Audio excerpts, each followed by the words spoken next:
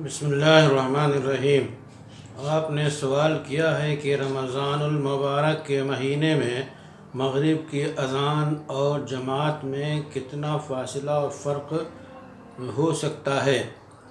اس سلسلے میں عرض یہ ہے کہ مغرب کی اذان اور جماعت میں فقہا نے لکھا ہے کہ 2 رکعت نماز پڑھنے کا جو وقفہ ہے اتنا ہی ہونا چاہیے، اس سے زیادہ ہوتا ہے تو مکروہ ہے۔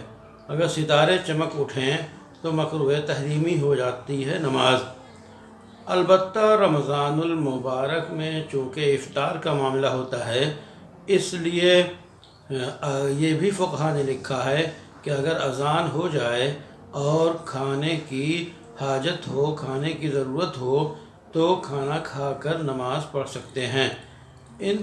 اور افطار کا وقت بڑا اہم ہوتا ہے، اس لیے فقہا نے زیادہ سے زیادہ 10 منٹ کی اجازت دی ہے کہ اذان اور جماعت میں افطاری کے لیے 10 منٹ سے زیادہ وقفہ نہیں رکھنا چاہیے۔ اس لیے 10 منٹ کے اندر اندر افطار کر کے جماعت کر لی جائے تو یہی عام علماء کا اور فقہا کا فتویٰ ہے۔